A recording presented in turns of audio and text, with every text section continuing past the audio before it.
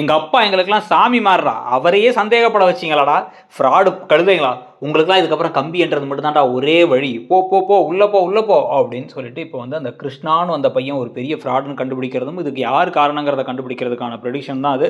எதிர்பார்க்காத திருப்பமாக திடீர்னு வந்து பார்த்திங்க அப்படின்னா மகாநதி வீட்டில் வந்து இந்த ஆட்கள் வந்து உட்காந்துட்டு நாங்கள் தான் வந்து அவருடைய இன்னொரு குடும்பம் அப்படிங்கிறாங்களா, சந்தானத்தோட இன்னொரு குடும்பம்ன்ட்டு இந்த சமயத்தில் தான் வந்து இப்போ விஜய் வந்து காவேரி கிட்டக்க எனக்கு அவங்கள பார்த்தா பாவமாக இருக்குது, கண்டிப்பாக வந்து பணத்தை கொடுத்துடலான்னு தோணுது அப்படின்லாம் வந்து பேசிகிட்டு இருக்க இந்த சமயத்தில் தான் வந்து கங்கா வந்து அங்கே வந்துட்டு கங்காவும் முடியாதுங்கிறாங்க.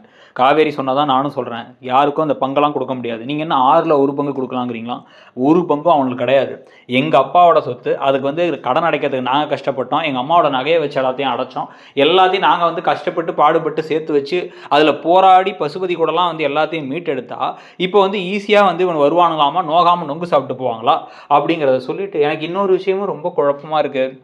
ஒரு 3 நாளாக வந்து இவர் மாமா எனக்கு பேசவே இல்லை அப்படிங்கிறாங்க. மாமா பேசவே இல்லையா அப்படின்னா, ஆமாம் குமரன் மாமா தான், குமரன் மாமா காலே பண்ணல, மெசேஜும் அனுப்பல, நிவின்கிட்ட மட்டும் டெய்லி பேசுவார்னாங்க, நான் நிவினுக்கு கால் பண்ணால் நிவின் அவர்கிட்டையும் பேசுகிறேன்னு சொல்கிறாரு, என்னன்னே எனக்கு ஒன்றும் புரியல அப்படிங்கும் போது தான் முதல்ல சந்தேகம் வருது இப்போ இவருக்கு விஜய்க்கு.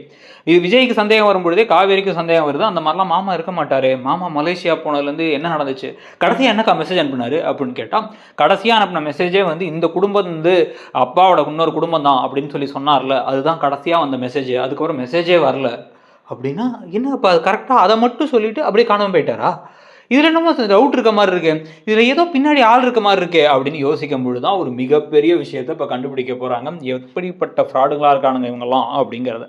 ஸோ இப்போ என்ன பண்ணுறாங்க அப்படின்னா வந்து உடனே நிவின்கிட்ட கேட்டு, நிவின் குமரன் அங்கேருந்து வேறு ஏதாச்சும் நம்பர் கொடுத்தாரா அப்படின்னா, ஆமாம் அங்கே இருக்க ஃப்ரெண்டு ஒருத்தரோட நம்பர்னு சொல்லி சொன்னார், அவர் கூட தான் தங்கியிருக்கோம், சேர்ந்து தான் ஒர்க் பண்ண போகிறோன்னு சொன்னார் அப்படிங்கிறத சொன்ன உடனே இப்போ விஜய் என்ன பண்ணுறாரு, அவசர அவசரமாக கால் பண்ணுறாரு.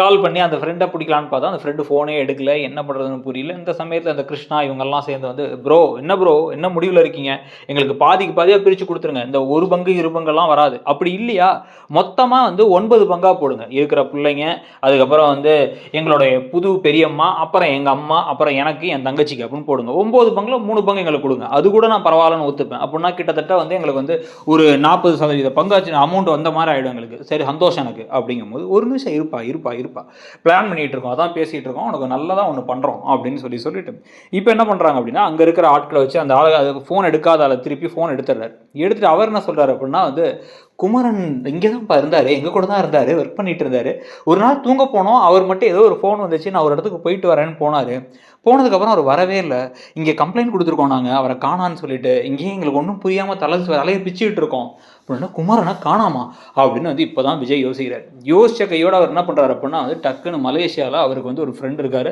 அந்த எக்ஸ்போர்ட்டர் ஃப்ரெண்டு ஒருத்தருக்கு கால் பண்ணி, டேய் இவர் தான் நம்பரு, இவர் தான் பாஸ்போர்ட் நம்பர், அவர் எங்கே இருந்தாச்சும் எப்படியா புடி அப்படிங்கும் போது உடனே அவசரமாக அவங்க தேட ஆரம்பிக்கிறாங்க. இங்கே இவங்க என்ன பண்ணுறாங்க, இந்த கிருஷ்ணா இவங்க எல்லாத்தையும் இப்போ தான் வந்து காவேரியும் விஜயும் வேற ஒரு கண்ணோட்டத்தோட பார்க்க ஆரம்பிக்கிறாங்க. விஜய் இந்த வேலையை பார்த்துட்டு இருக்கும் போதே காவேரி கரெக்டாக வந்து அவங்க குடும்பம் என்ன பண்ணுறாங்க அப்படிங்கிறத அப்படியே கேஷுவலாக பேசுகிற மாதிரி பேசி பார்த்துக்கிட்டு இருக்க, பசுபதி அண்ணன் அடிக்கடி பசுபதி அண்ணனை பற்றி பேசுகிறாங்க. பசுபதி அண்ணன் பேசிட்டீங்களா பசுபதி அவர்கிட்ட பேசிட்டீங்களா அப்படின்னுவா, பசுபதி பேசிட்டாரு அப்படின்லாம் பேசுகிறத கவனிச்சிடுறாங்க. இப்போ காவேரி வந்து இங்கே குடுன்னு ஓடி வந்து பசுபதினே பேசுகிறானுங்க, பசுபதிங்கிற பேர் வந்தாலே நம்ம குடும்பத்துக்கு ஏதோ ஒரு பிரச்சனை வரப்போகுது தான் அர்த்தம், என்ன பிரச்சனைனே எனக்கு புரியல, ஏதோ ஒரு தப்பாக நடக்குது அப்படின்ட்டு இருக்கும்போது டக்குன்னு நீ வந்து ரொம்ப யோசிக்காத, எனக்கு கிட்டத்தட்ட எல்லாமே எனக்கு புரிஞ்சிருச்சு அப்படிங்கிறாரு விஜய் சொல்லிட்டு டக்குன்னு வந்து பார்த்தா அந்த எக்ஸ்போர்ட்டர் ஃப்ரெண்டு வந்து, அந்த குமரனை பிடிச்சாச்சுப்பா, அவரை கொண்டு போய் வந்து என்ன பண்ணிட்டானுங்க அப்படின்னா வந்து இந்த போர்ட்டுக்கு பக்கத்தில் வந்து ஒரு ஷிப்யார்டில் அடைச்சி வச்சுருக்கானுங்க, அடைச்சி வச்சிருந்து இப்போ தான் அவரை கூப்பிட்டு வந்தோம் அப்படிங்கும் போதே வந்து குமரன் வந்து பேசுகிறார். குமரனுடைய வாய்ஸ் மட்டும் வருது.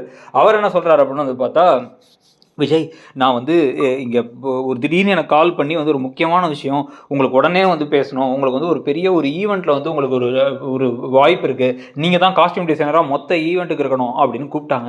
நானும் அங்கே கிளம்பி போன உடனே முகத்தில் முகமூடியை போட்டு 4 பேர் அடித்து என்னை எங்கேயோ தூக்கிட்டு போயிட்டு அவனுங்க சொன்னதை பேசணுங்கிறானுங்க, ஏதோ மாமாவுக்கு இன்னொரு குடும்பம் இருந்துச்சு, அந்த குடும்பம் தான் இது, இவங்களை நான் பார்த்துருக்கேன் அப்படின்லாம் சொல்ல சொன்னானுங்க. நான் சொல்ல மாட்டேன்னு சொன்னால் அடிச்சு அதை எல்லாத்தையும் சொல்ல வச்சுட்டானுங்க.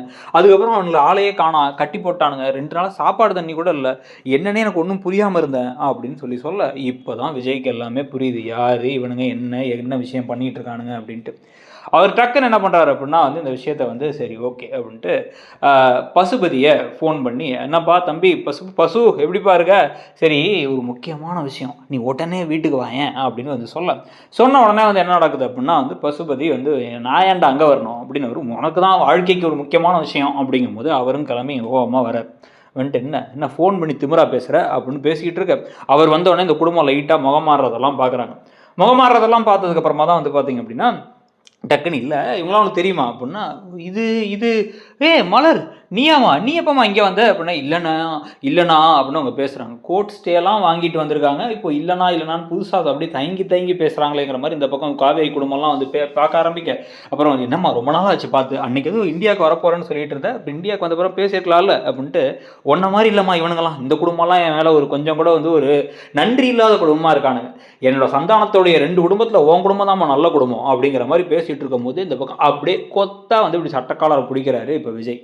சந்தானத்தோட இன்னொரு குடும்பம், என் மாமா பேர் சொல்கிறது கூட உனக்குலாம் அருகதை கிடையாதுடா, நீ பண்ணும் போது இந்த இவனுங்க வந்த போது பேசும்பொழுது எல்லாம் நான் கூட ரொம்ப நம்பிட்டேன், அப்படியே ரொம்ப நல்லவங்களாட்டம் பேசிகிட்டு இருந்தானுங்க, உன்னை பார்த்த உடனே அப்படியே திருன்னு முடிச்சுட்டு நீங்கள் இங்கே அப்படிங்கிற மாதிரி பார்த்துக்கிட்டு இருந்ததையும் நான் பார்த்தேன். அதே மாதிரி வந்து இந்த குடும்பத்தில் ஒருத்தருக்கு ஒருத்தர் வந்து இங்கே வெளியே இருக்கும் போதெல்லாம் நல்லா பேசிக்கிறானுங்க, ஆனால் ரூம்குள்ளே போனதுக்கப்புறமா வந்து பார்த்தா அவனுங்க பேசுறது சொல்கிறது எல்லாமே வந்து வேற ஏதோ பேர் சொல்லிலாம் கூப்பிட்டுருந்தானுங்க. என்ன உன் பேர் என்ன, கிஷோரா, கிருஷ்ணான்னு சொல்லி சொன்னேன் அப்படிங்கும் போதே வந்து கிஷோரா யார், நாலாம் அப்படிலாம் ஒன்றும் சொல்லலையே அப்படின்ட்டு இருக்கும் போது இதானே நீ அவ்வளோ ஒரு விஷயத்தை எடுத்து காமிக்கிறார். டக்குன்னு பார்த்தா இவரோட லைசன்ஸ் எடுத்து காமிக்கிறாரு. லைசன்ஸில் பார்த்தா கிஷோர் அப்படின்னு இருக்கு. நீ உன் பேர் கிஷோர், உன் பேர் சாந்தி, ஏம்மா உன் பேர் என்னம்மா அனுவா, கடைசியில் இங்கே வந்து என்ன சொன்ன, உன் பேர் சிந்து, இவர் பேர் கிருஷ்ணா அப்படின்னு நதி பேர்லாம் வச்சுருக்கீங்க. அதான் நீங்கள் ஏதோ முன்னாடி வந்து கொடைக்கானலே அதிபதியாக இருக்கார் மிஸ்டர் பசுவுடைய இன்னொரு எஸ்டேட் ஒன்று தேனியில் இருக்குது, அந்த தேனிக்கிட்ட இருக்கிற அந்த எஸ்டேட்டில் தான் வந்து வேலை பார்த்தீங்களாமே நீங்கள், அங்கே வேலை பார்த்துக்கிட்டு இருக்கும் பொழுதே வந்து அப்படியே வந்து திருட்டுத்தனம் பண்ணிக்கிட்டு இருந்த நீங்கள் அங்கே பண்ண திருட்டுத்தனம் பண்ணி இவன்கிட்ட கையாடல் பண்ணி பணத்தை திருடிட்டு எஸ்கேப் ஆயிடலான்னு பார்த்துருக்கீங்க பசுவோட எஸ்டேட்லேருந்து. அந்த விஷயத்தை தெரிஞ்சுக்கிட்டு பசு என்ன பண்ணிட்டாரு, உங்களை வந்து பிடிச்சி உங்களை மிரட்டி எங்கள் நம்பிக்கையை கெடுக்கிறதுக்கு அனுப்பியிருக்காரு. இதில் வேறு குடும்பமாக வந்து அப்படியே எவ்வளோ நல்லா நடிச்சிட்டு இருந்தீங்க அப்படிங்கும் போது இந்த பக்கம் அப்படி போய் பலார்னு ஒன்று விடுறாங்க அந்த அம்மாவை போயிட்டு. இந்த பக்கம் சாரதா அதுக்குள்ளே நான் நொக்கான்னு என் புருஷனை சந்தேகப்பட வச்சு ஃபோட்டோவை நானே தூக்கி போட்டேன் அப்படிங்கும் போதே வந்து நீ அவ்வளோ கம்மியாக வந்து அவன் மேலே நம்பிக்கை வச்சா நான் என்னம்மா பண்ணுறது அப்படின்னு பசு சொல்லிட்டு எனக்கெல்லாம் எதுவும் தெரியாதுப்பா அப்படின்னு விலகிக்க. டக்குன்னு இந்த கிருஷ்ணாவை பிடிக்கிறதுக்காக போலீஸ் வராங்க. 3 பேரையும் சேர்த்து போலீஸ் ஸ்டேஷன் உள்ளே தள்ளுறோம் அப்படிங்க. அவங்க கெஞ்சுறாங்க, எங்களுக்கு எதுவும் தெரியாது, பசுபதி தான் சொன்னார், இவர் தான் வந்து எங்கள் மேலே அந்த நாங்கள் பணத்தை திருடினது கேஸ் கொடுக்க வேணாம் அப்படின்னா வந்து இந்த மாதிரி நடிக்க சொன்னார் அப்படிங்கிற மாதிரி சொன்னதுக்கப்புறமா இப்போ அப்படியே வந்து பசுவும் வந்து அப்படியே திருடுதுன்னு முழிக்கிறாரு. ஒழுங்காக ஓடி போயிடுங்க, நான் கேஸை கூட போடாமல் விட்டுறேன், ஆனால் இனிமேல் இந்த பக்கத்தை முகத்தையே காட்டக்கூடாது அப்படின்னு சொல்லி இப்போ இவங்க அனுப்புனாங்கன்னா கரெக்டாக இருக்கும். இல்லைனா அந்த புதுசாக ஒரு குடும்பத்தை கூட்டது எதுக்காக எதை நோக்கி பயணிக்குதுன்னே தெரியாமல் கதை போகும். அதை பற்றி நீங்கள் நினைக்கிறீங்கிறத சொல்லிட்டு அப்படியே இடம் போகிறோம். சேனலையும் சப்ஸ்கிரைப் பண்ணிக்கோங்க. தேங்க்யூ.